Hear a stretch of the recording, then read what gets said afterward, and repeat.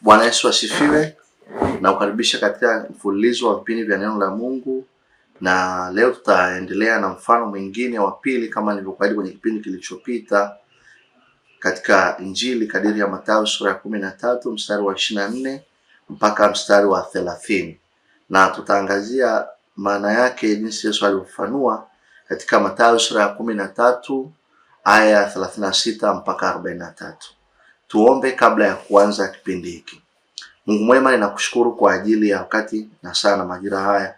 Ninakushukuru kwa ajili ya watu ambao wanafuatilia vipindi hivi katika mtandao wa kijamii.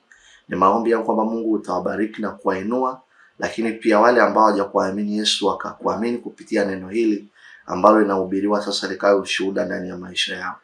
Na kila atakayesikia Bwana akafanya uamuzi mzuri na uamuzi ambao hatajutia katika maisha yake, uamuzi wa kuchagua Yesu na kufanya kwa Bwana Mwokozi wa maisha yake. Tunaomba mtume Roho wako Mtakatifu ili watoto wako waelewe maandiko haya. Amen. Ndugu msikilizaji ambao wanafuatilia kwenye vipindi na mahubiri ambayo nimekuwa nikikuletea kwa njia ya mtandao wa kijamii, leo tunaangazia mfano wa pili ambao Yesu aliuzungumza, na mfano huu ni mfano wa magugu na ngano. Katika somo hili tukiangalia aya ya 24 mpaka ile ya 30, hebu tuangalie maandiko yanasema nini. Unaposoma Injili, maandiko yanasema hivi: akawatolea mfano mwingine akisema, ufalme wa mbinguni umefanana na mtu aliyepanda mbegu njema katika konde lake. Lakini watu walipolala, akaja adui, naye akapanda magugu katikati ya ngano. Anasema akaenda zake. Baadaye majani ya ngano yalipomea na kuzaa, yakaonekana na magugu. Watumwa wa mwenye nyumba wakaenda wakamwambia, Bwana, hukupanda mbegu njema katika konde lako? Limepata wapi basi magugu? Akawaambia, adui ndiye aliyetenda hivi. Watumwa wakamwambia, basi wataka twende tukayakusanye? Akasema, la, msije mkakusanya magugu na kuzing'oa ngano pamoja nayo. Viacheni vyote vikue hata wakati wa mavuno, na wakati wa mavuno nitawaambia wavunao, yakusanyeni kwanza magugu, myafunge matita matita, mkayachome, bali ngano ikusanyeni ghalani mwangu. Unapoangalia tafsiri ya mfano huu katika aya 36 mpaka ile 43, maandiko yanasema nini? Kisha Yesu akawaaga makutano, akaingia nyumbani. Wanafunzi wake wakamwendea wakasema, tufanulie mfano wa magugu ya kondeni. Akajibu akasema, azipandaye zile mbegu njema ni mwana wa Adamu. Lile konde ni ulimwengu, zile mbegu njema ni wana wa ufalme, na yale magugu ni wana wa yule mwovu. Yule adui aliyepanda ni Ibilisi. Mavuno ni mwisho wa dunia, na wale wavunao ni malaika. Basi kama vile magugu yakusanyavyo na kuchomwa motoni, ndivyo itakavyokuwa katika mwisho wa dunia. Mwana wa Adamu atawatuma malaika zake, nao watawakusanya kutoka katika ufalme wake machukizo yote na hao watendao maasi, na kuwatupa katika tanuru ya moto. Ndiko kutakuwako kilio na kusaga meno. Ndipo wenye haki watakapong'aa kama jua katika ufalme wa Baba yao. Mwenye masikio na asikie.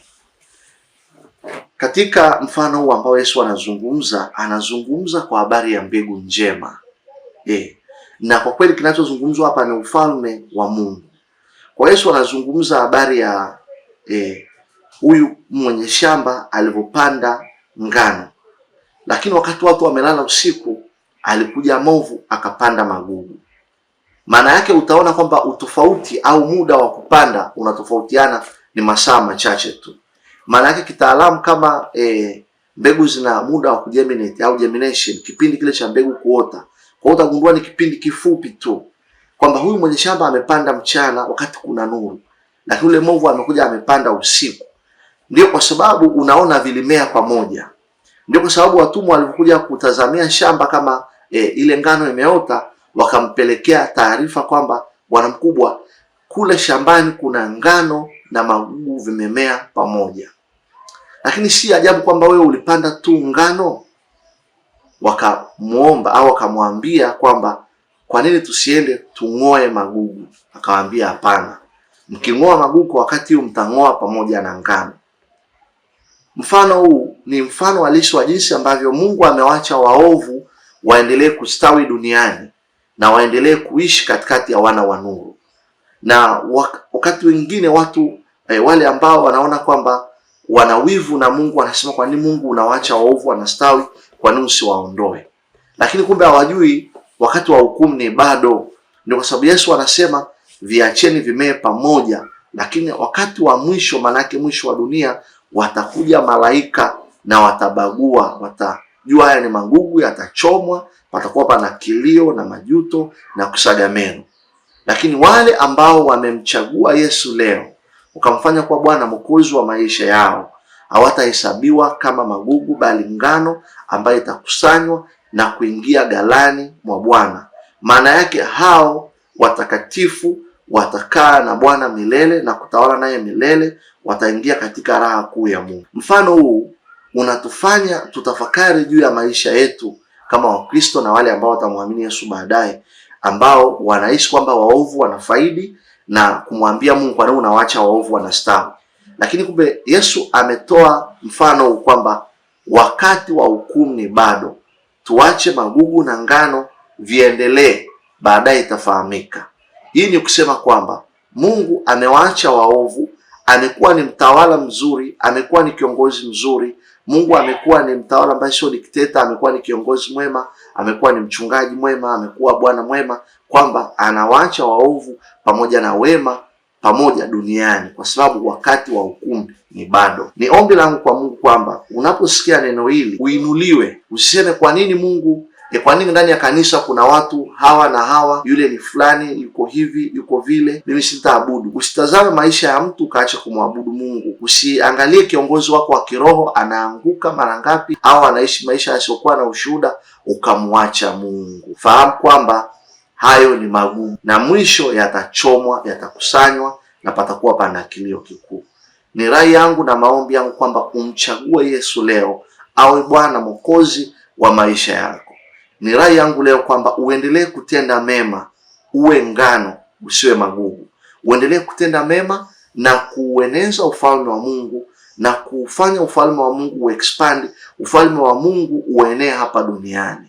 Kwa maisha unaoishi, kwa kipato chako, kwa karama Mungu alizokupa, kwa vitu ambavyo Mungu amewekeza ndani yako, usimwache Yesu.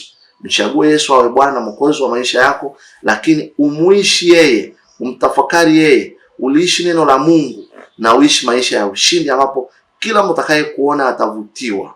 Unajua wakati fulani tunahitaji kuishi maisha tu ya ushuhuda ili watu wavutiwe na jinsi ambavyo tunaishi maisha. Sio yale maisha ya kuigiza mbele za watu, maisha ya kupretend, maisha ya kuigiza na kujifanya kana kwamba sisi ni watu wema sana, ni watu wanaomjua Mungu. Mpaka watu wanasema mahali fulani, wanasema kuliko muamini mlokole au kuliko mkopeshe fedha, kuliko mpe kitu fulani, kuliko muamini, kuliko umpe kazi ofisini, ni bora usimpe. Kwa nini? Wanatazama maisha unayoishi na kile unachokisema na jinsi ambavyo wanakuona kila siku unapita, umebeba Biblia kubwa na kwenda kanisani, lakini maisha yako hayabadiliki, yako vile vile. Ni maombi yangu kwamba Mungu atuinue na kutubadilisha ili tufae hapa duniani kwa jamii ambao tunaishi nao, na zaidi katika ufalme wake Mungu asitukatae katika ile siku ya mwisho. Ninakushukuru kwa kufuatilia kipindi hiki na ninaamini utabarikiwa, utainuliwa. Na kama hujamwamini Yesu, basi haya ni maombi yangu kwamba utamkubali Yesu kwa Bwana Mwokozi wa maisha yako, na ni maombi yangu pia utaendelea kujifunza, utashirikisha masomo haya na watu wengine watapokea kwa moyo wa shukrani na wataendelea kuinuliwa. Lakini usiache kutenda mema, usizimie moyo kwa sababu wakati ni bado. Ningependa kuhitimisha kwa kusema kwamba usiwaonee wivu watendao maovu, kwa sababu bado kitambo kidogo na tutakuwa katika hukumu ya Mungu. Kwa hivyo ni lazima ujiangalie kibinafsi, umchague Yesu na uishi maisha ya ushuhuda ya kumpendeza Mungu ili upate hapa duniani na katika uzima wa milele. Amen. Tuombe. Mungu mwema, asante. Paulo anasema kwamba si kwa maneno yake bali kwa dalili za Roho, kwa sababu si kwa kuhubiri kwa ufasaha sana au kujua falsafa na elimu nyingi aliwashawishi wale ambao walimsikiliza na kuwa wanafunzi wako Yesu, isipokuwa ni kwa dalili za Roho. Ni maombi yangu kwamba Roho wako Mtakatifu amwalike kila mmoja anayesikia neno hili ili afike katika ufalme na uzima wa milele.